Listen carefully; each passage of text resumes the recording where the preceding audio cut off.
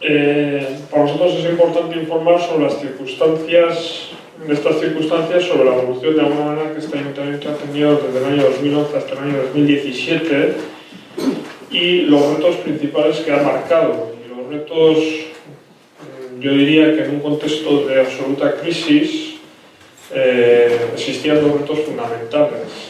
Uno era evitar la pobreza energética, creo que hoy en día que tanto se escucha, y la otra, evitar los desahucios.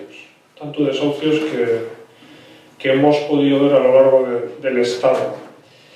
Y eso, desde nuestro punto de vista, se ha visto reflejado en las ayudas de emergencia social.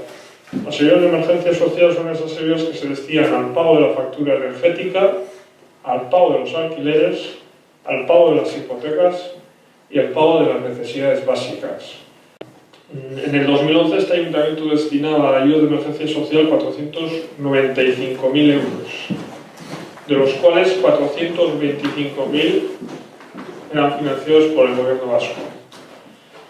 Hoy en día, en el año 2017, estimamos, para cerrar el ejercicio del año 2017, que el gasto sería de 1.066.000 euros. Y el gobierno vasco financia 458.000 euros. Alde batetik, eukiko genituzke larrialdietarako diru laguntza, hemen sartzen dira bi laguntza mota bata esak dianak, Julenek pixka bat aipatu ditu, eta gero beste aldetik daude larrialdi zehatzetarako laguntzak ere. Hori esaten zuna frigoritikoa berritu behar dute edo laguntza puntualak dienak. Eta horretarako aurten 1.176.000 euroko partida bat daukagu. Mantentzen ari gara ere joan den urtekoa.